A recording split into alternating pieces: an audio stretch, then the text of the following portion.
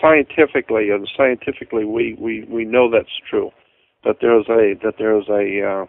a group mentality, a community mentality where they may not have today have been a part of and actually saw it happen, but it goes back to their parents. Their grandparents have told them stories, and the great grandparents told them stories, and so it's kind of in the national psyche and the psyche of the peoples to remember that government can be very, very, and of course with the coming of Adolf Hitler in Germany and in Europe, people are frightened of government. They don't want to talk about it. They don't want to go there. At least in America, there's enough of the American spirit. There's not a whole lot left. We have the spirit. We just don't have any knowledge. We have the spirit because there's a lot of anarchy and violence and that kind of thing in the American people, in the American psyche, carrying guns and fighting on the streets. We got the spirit. We just don't have any education. That's the problem. And so we turn on each other rather than intellectually finding out who is doing what to us and do something about it. Yeah. We just fight each other, So that's too America bad. has the spirit. Yeah. America has the spirit, but they don't have the knowledge.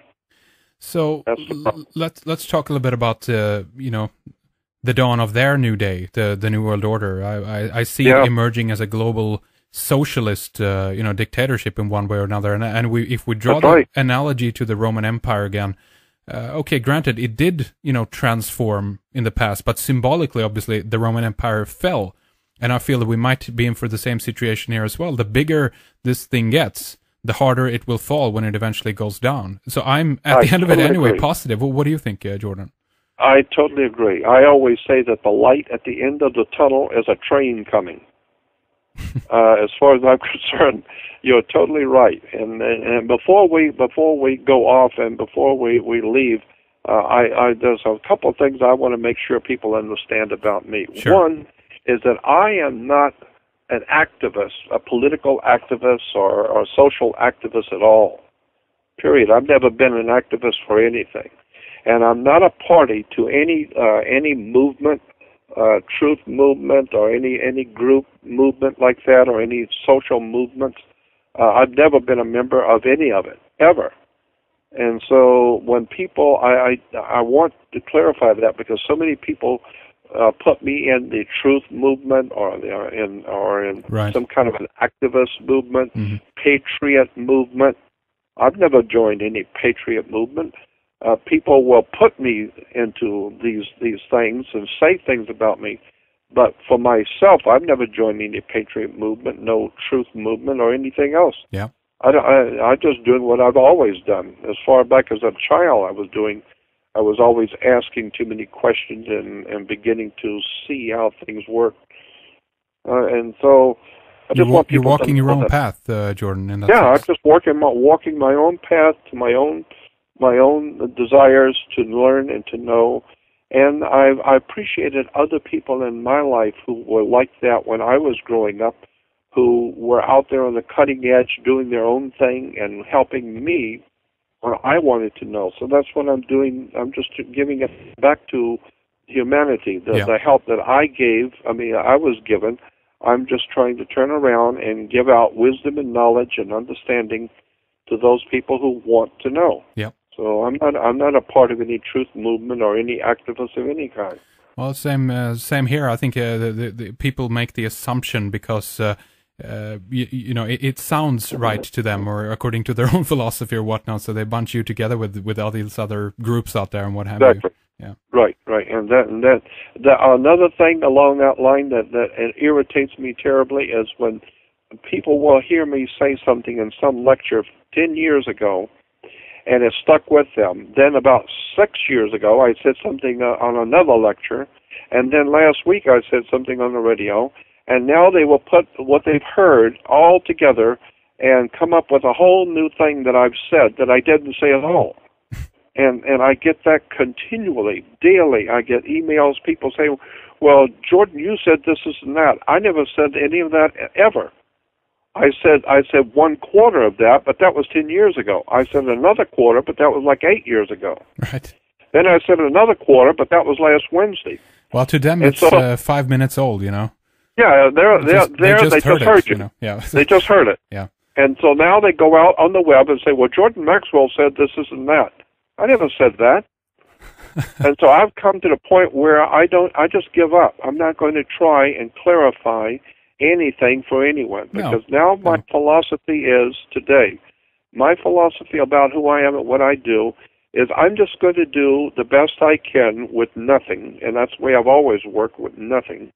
I'm going to do the best I can, and whoever is supposed to hear me will, and whoever's not supposed to hear me won't. Right. And whatever you take away from whatever I've said, whatever you get from it is what you get. And if you don't like it, well, that's all right too. So I don't care if people understand anymore, and that they're misquoting me and attributing things I never said. I've come to the point where I don't care. I'm just going to do what I do, and if you're smart enough to hear what I'm saying and do some research on your own, you'll see what I'm talking about. It's not that difficult. I mean, take what you can and leave the rest. That's what I've always said. Of course, go back to rest. Yeah.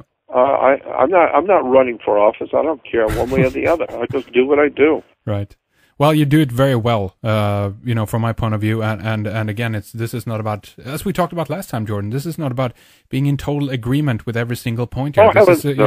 This is about exchanging ideas and make people think. And in most regards, unfortunately, again, by focusing on the negative, that is what makes people think. That is also what makes them thinking about what is positive in their own lives, which is at the end of the day a good thing. So, you know, job well done.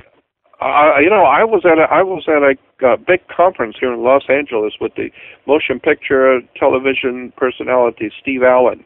Steve Allen used to be a very big movie star in Hollywood, but he was like me. He enjoyed discussing these kind of things, and so we were on the stage together.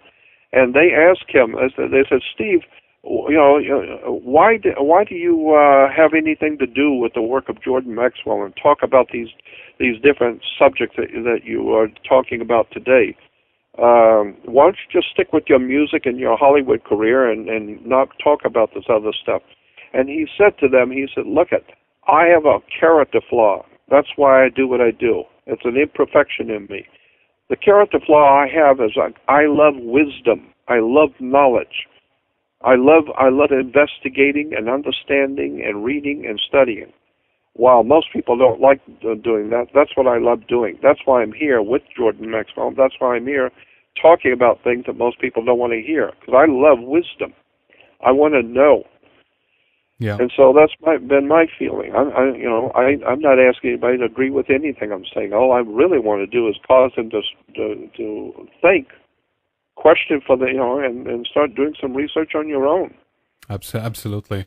And Jordan, as we begin to round things up here for this time, I want to mention obviously your new DVDs. We mentioned briefly Lucifer, Bringer of the New Age. That seems very interesting. We talked briefly about Lucifer last time, and I think you have a really interesting perspective on this particular character or mythological figure, however you want to look at it. And then you have Maseroth, the saga as well, the new one. Is there anything you want to mention about these DVDs, Jordan? Well, I'll tell you what, it's going to be very, very controversial because I know people have an idea around the world who Lucifer is and what they think about Lucifer, but I'm just telling you, according to the Bible and according to all the biblical reference works, Lucifer is not who you think it is. There's a very big difference between Lucifer and Satan.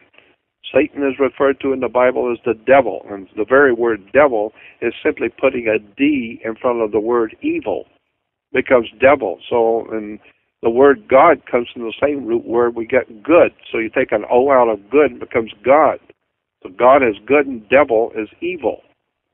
But when you understand there's a major difference between being devil or Satan and Lucifer. Lucifer is not the devil. Yeah. It means something else, and it's very, very interesting when you start really doing the research on Lucifer and what it means, where it came from. And then, of course, I've got the other video with it called Mazzaroth.